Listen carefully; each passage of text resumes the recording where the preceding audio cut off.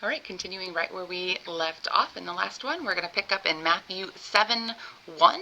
Remember, Jesus is clarifying the law. That's what he's doing here. So, verse 1, chapter 7. Judge not, that you not be judged. For with what judgment you judge, you will be judged. And with the measure you use, it will be measured back to you. And why do you look at the speck in your brother's eye, but do not consider the plank in your own eye? Or how can you say to your brother, let me remove the speck from your eye, and look, a plank is in your own eye? You hypocrite! First remove the plank from your own eye, and then you will see clearly to remove the speck from your brother's eye. Do not give what is holy to the dogs, nor cast your pearls before swine, lest they trample them under their feet, and turn and tear you to pieces. And so, this one is pretty powerful. It's misused, there's no T on mist. It is misused quite often. So you will see one of the most popular tattoos out there, is a little set of praying hands, and it says, only God can judge me, right? It's on t-shirts, it's on posters, and it's actually very popular in the secular world, believe it or not. The non-Christians mostly will say, only God can judge me, right? Because they don't know Jesus Christ. And so even people who just believe in a God, a creator, they don't know Jesus Christ. And so they say, only God can judge me. That's not true. So this is talking about, remember, the group of believers. We don't judge the world against the law. The world isn't under the law because they're not believers. And so they're talking about specifically the law right now, and then I'm going to break it down for you and how it applies to us today in the new covenant. So judge not, that you not be judged. Let's break that down and say, instead, condemn not, lest you be condemned. So this is a judgment there. So the type of judgment you use will be used against you. So to say, don't judge unless you're going to be judged, well, you can just incite an argument. You can judge another believer, another judge can believe you, and I don't want to do that, so I'm not going to judge anybody. That's not what he's saying. That's how we know that it's condemn not, lest you be condemned. So condemnation, a judgment, is an ultimate judgment of the soul, right? You cannot declare that somebody else has been damned, right? That person is going to hell. You'll often see this in modern day picketing, right? We won't get too much into that, but if you do this, if you get this kind of marriage, if you get an abortion, if you do this, you're going to hell, right? Well, then you're going to see him there because that's exactly what God says. So in his word, right? Condemn not, lest you be condemned, right? Now let's move forward to this specific kind of judgment in verse 2 here. For with what judgment you use, you will be judged. And with the measure that you use, it'll be measured back to you. So remember that we are talking about believers. And so they are using the Mishnah. And remember, we talked about this quite a while ago, the conglomeration of the Torah, the first 5 books of the Bible, and then what the Pharisees have learned and taught in all of their oral laws. And then you have what the scribes have broken apart and added. So you've got this huge pile of law on top of the actual Mosaic law, and it's called the Mishnah. So they are using the Mishnah. And so Jesus is here clarifying that you need to be using God's word.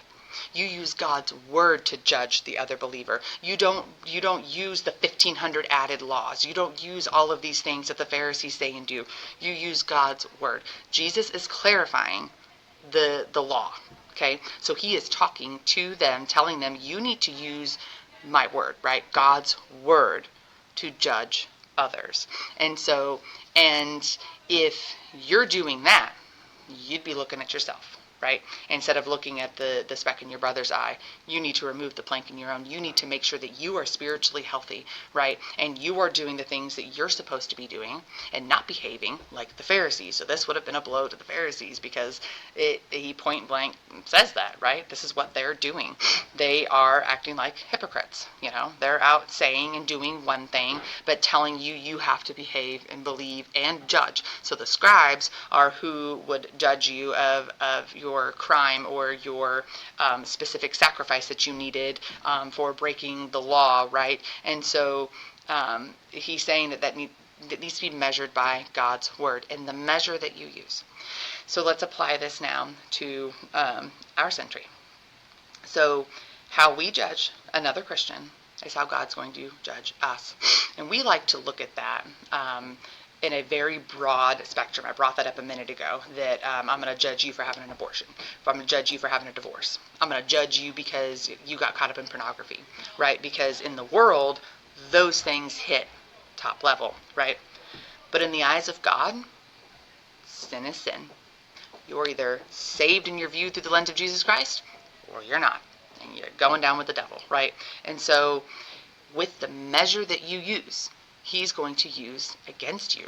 And this is powerful because we know that anger in the eyes of the Lord is as bad as murder, right? To look the wrong way at somebody else is cheating and adultery, right? And so we can see the power that's behind God's judgments. And so let's say you're not forgiving your husband or your friend. Let's say you're holding some bitterness in your heart towards, XYZ, somebody at work, somebody in the church, right? As long as I'm at the physical church. And so, because remember, we're only talking about believers here.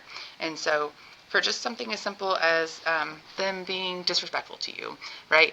For them being something that we would consider minor, right? I wouldn't compare a small argument to committing murder, right? And so, but Jesus is. He is telling you, by what measure you forgive, you will be forgiven. And so, if you can't forgive this situation, he's not comparing it to that person. He's not saying, well, you can't forgive your husband, for this little bit, so I won't forgive you in this situation either. No, he's saying, you won't forgive your husband in this. I'm not going to forgive you for that, right? I'm not going to forgive you for that measure of stuff. And so this is a really powerful one. Sorry, I was checking the time here. We're at 7 minutes. The rest of it you can kind of catch on there to the point about judging. So that's another popular misused quote, right? And so only God can judge me. No. Like, you are called to make judgments about the characteristics of the family of believers, but you are also called to live by those same judgments. So, and same thing in the new covenant. So, verse 7, ask and it will be given to you. Seek and you will find. Knock and it will be opened to you. For everyone who asks receives, and he who seeks finds, and to him who knocks it will be opened. For what man is there among you who, if his son asks for bread, will give him a stone? Or if he asks for a fish, will give him a serpent? If you then, being evil, know how to give good gifts to your children, how much more will your Father who is in heaven give good things to those who ask him? Therefore, whatever you want men to do to you, also do to them. For this is the law of the prophets. So this one is a law about persistency. We give up easy. We want, and that's just the sake of humanity, from the first century people this was written to us now. We give up so easy. We ask and we want to receive right now. We want instant gratification, especially in this world, right? The world of the internet and streaming something live and just whatever it may be. So we want instant gratification. And when we don't get that, sometimes we stop asking, right? So if we're not asking, and this is something that I taught in my class, so if you're in my Sunday school class, this is something you would have picked up on as well. If we're not asking, how do we know that we're receiving, right? Are we recognizing that we're receiving? So if we're not asking God to provide, right, for us, even our daily needs, right? They pray daily for their bread, and so if we're not asking him for that, how are we recognizing that he is doing that, right? We know that he will for his children, but he will for those who are in commune in relationship with him, right? And so this is saying when you're in prayer, right, this is the persistency in prayer, keep knocking, keep seeking, keep asking, because the answer is either no, right, or not right now. So but it's never maybe, right? And so he doesn't leave you in limbo You keep coming after the Lord. It's not just persistently asking for a certain prayer to come true, which that does apply until something in your life has resolved that situation. Even if it didn't resolve the way you wanted it to, that particular situation has been resolved, right? But even daily, are we daily bringing our needs to him every day? Are we bringing our sorrow to him? Are we bringing, the fulfillment of hunger, right? What are we bringing to him?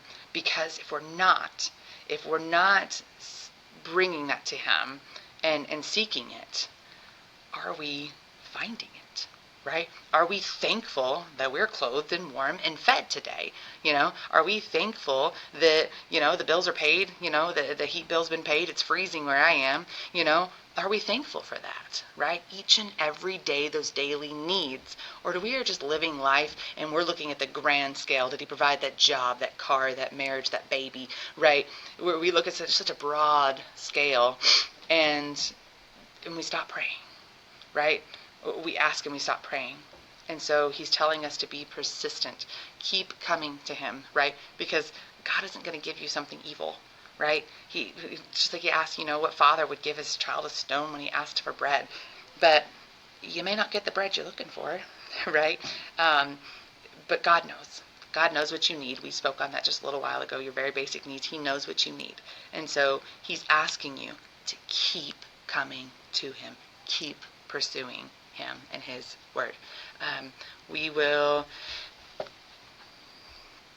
go ahead and do one more. Verse 13. Enter by the narrow gate, for wide is the gate and broad is the way that leads to destruction, and there many will go by it.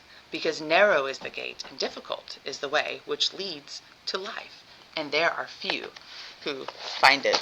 And so this is, in their world, following the Pharisees. Following the Pharisees would be the wide path for them. We often talk about that, right? There's a wide highway to hell and there's a stairway to heaven. Even secular music talks about it, right? And so they are talking about, Jesus is specifically clarifying right then in this time, for context purposes, that to follow the Pharisees is the wide path. Think about how many priests there are. The priests make up the Sadducees, right? We spoke in the very beginning, there's over 1,800. In Jesus' time, there was over 1,800 priests. And so they learned under some rabbi, right? And the scribes and all working together. So broad and wide is the path to go down that route. But to go down the correct route means to follow Jesus Christ. He is talking about following him, right? And so we know that applies to the world today, right? And so, but right then, he is asking them to recognize the kingdom, that Jesus is the kingdom, that the wide path was the Pharisees and the things that you believed and all the added to in the Mishnah, right? But this narrow path, that is me. I am the kingdom, to recognize Jesus Christ. And so now for us in the new covenant here, the concept is very much so the same, right? Broad is the way of the world. The world's huge, right? There are many paths we can take. There are many ways we can choose to go down that are broad and wide and typically a lot easier. And so we must choose Jesus. We must recognize still Jesus as the kingdom, right? And right now he's in heaven. And so we won't talk about, end times, but right now we need to recognize Jesus and who he is, right? And follow that path. And that path is going to be narrow, and it's probably going to be hard, right? To live in this world and follow that narrow path. It's much easier to go down a wide path in any aspect, right? A lot of us can walk a straight line, in a big tile hallway, but can you walk in a balance beam? I'm not very good at it. And so a lot of us can relate to that concept there. And we will go ahead and end this video here. I'll see you again soon.